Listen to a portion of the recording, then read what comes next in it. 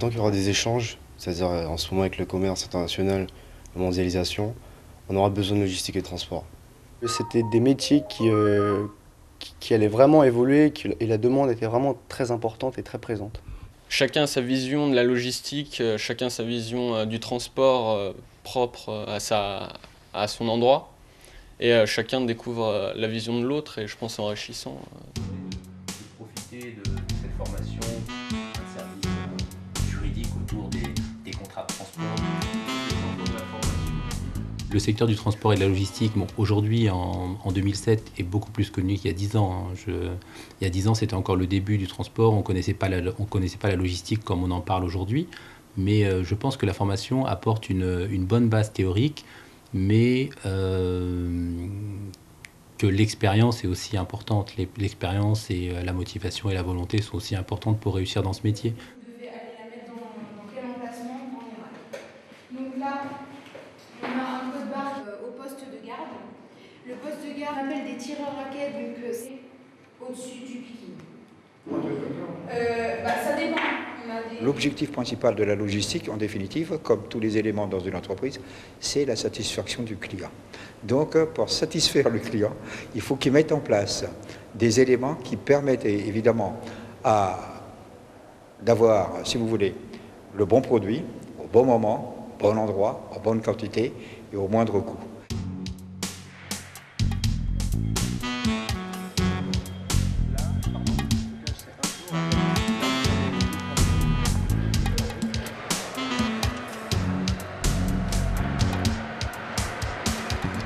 Mon alternance, ça m'a apporté déjà une image un peu plus concrète du métier que peut supposer une formation plus standard. Et puis ça m'a apporté également une entrée dans la vie active immédiate parce que mon entreprise d'accueil m'a embauché en CDI tout de suite à ma sortie de formation.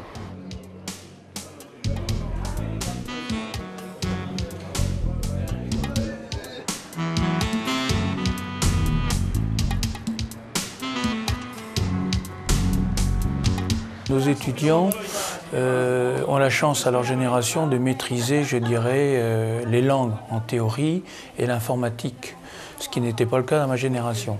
Donc ça, c'est déjà un bon acquis.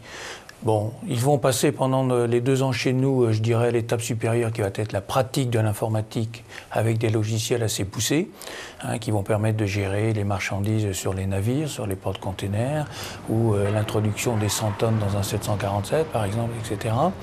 Et pendant ces 2 ans, eh ben, ils vont faire un peu plus de maths parce qu'on va parler de recherche opérationnelle. Et là, on ira plutôt vers l'entreposage, la logistique d'un produit. Il arrive de Chine, très à la mode en ce moment, sans arrière-pensée, ok, et le français va le consommer. Donc il va arriver par un port, il va arriver dans un entrepôt ici dans la région, par exemple au sud de Paris, où il y en a beaucoup, et il sera redistribué sous une forme ou une autre. Qu'est-ce qu'on peut dire d'autre comme compétence? Eh ben, je dirais culture générale. Moi, je dis souvent aux étudiants, faites comme moi.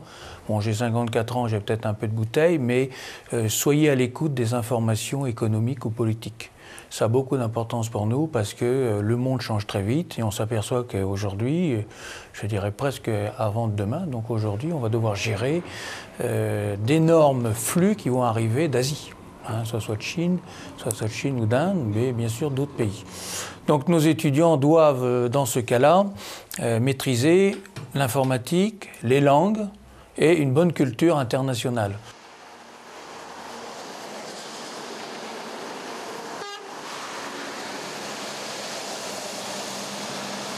Quand on a un marteau dans les mains, tous les problèmes ressemblent à des clous.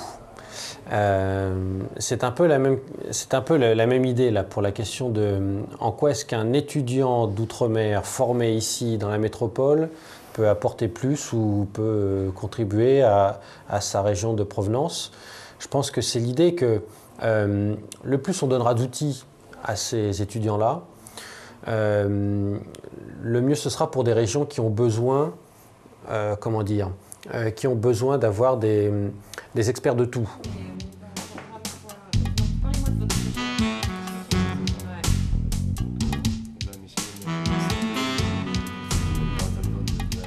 Il y a 2 choses, on va dire.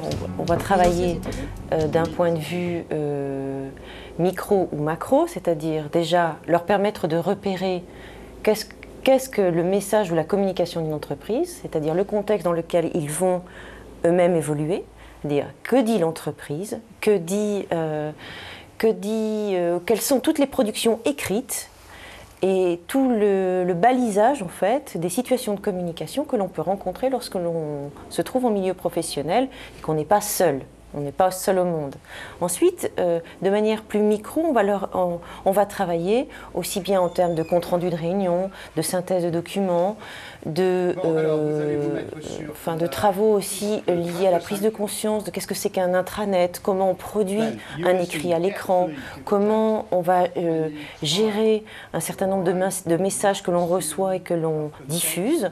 On va essayer d'articuler à peu près à la fois cette prise de conscience et cette mise en pratique à l'aide d'exercices liés essentiellement à la synthèse, aussi à la veille informative, c'est-à-dire on va leur apprendre aussi à être extrêmement mobilisés pour comprendre quel type de messages leur sont adressés ou auxquels ils sont soumis régulièrement pour être de bons gestionnaires et de bons managers aussi. La formation dispensée à l'IUT a été très riche et m'a beaucoup aidé, m'a apporté des bases solides.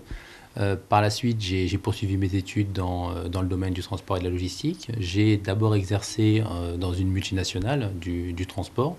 J'ai travaillé chez TNT Express International pendant près de 6 ans. Donc, en complément de la formation que j'avais eue à l'IUT, donc des bases théoriques et la pratique que j'ai pu avoir et l'expérience que j'ai pu acquérir pendant ces 6 années dans un groupe international m'ont donné confiance pour me lancer dans une aventure d'entreprise individuelle en fait. C'est l'analogie avec le tableau de bord du véhicule. Le tableau de bord dans le véhicule sert à piloter le véhicule, c'est-à-dire à mesurer l'impact que l'on a sur le véhicule, ce que l'on fait sur le véhicule, quel levier est-ce qu'on actionne sur le véhicule, et ça permet également de voir là où va le véhicule. C'est la même chose dans une organisation, c'est la même chose pour un système logistique. Un tableau de bord, c'est généralement une compilation d'indicateurs ou le système logistique.